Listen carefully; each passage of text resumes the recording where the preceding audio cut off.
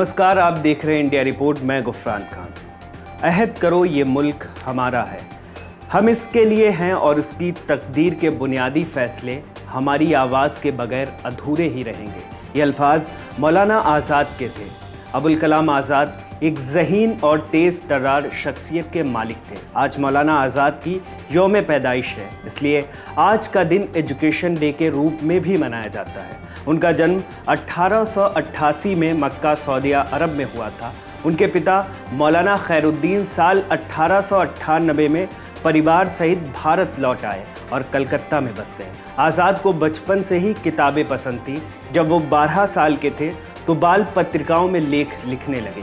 मौलाना ने 1912 में ब्रिटिश नीतियों की आलोचना करने के लिए उर्दू में एक साप्ताहिक पत्रिका अल हिलाल शुरू की थी।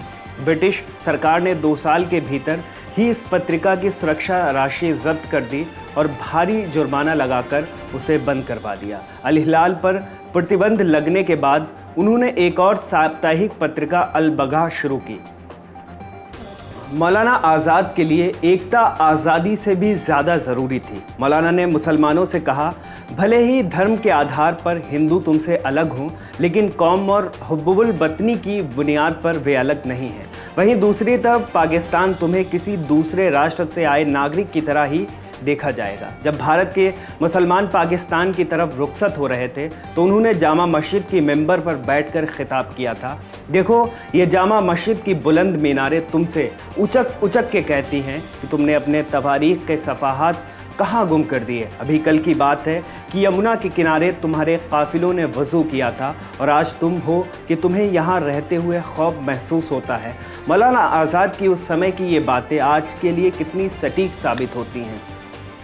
पंडित नेहरू ने मौलाना आज़ाद के बारे में कहा था, मैं ये नहीं कहता कि मौलाना आज़ाद के बाद हिंदुस्तान में अजीम इंसान पैदा ही ना होंगे, यकीनन पैदा होंगे, लेकिन जो अजीबो गरीब और मखसूस अज़मत मौलाना को हासिल थी वो अब ना तो हिंदुस्तान में किसी को हासिल होगी, ना हिंदुस्तान के बाहर किसी के हिस्से में आएगी।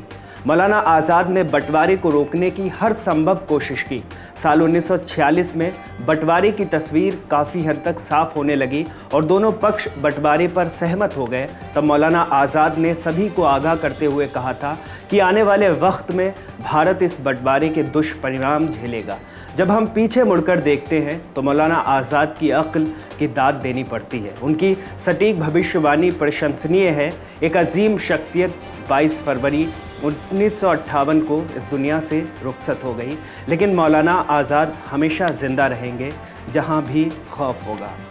आज की रिपोर्ट में बस इतना ही और तमाम जानकारियों के लिए मेरे साथ बने रहिए, देखते रहिए इंडिया रिपोर्ट।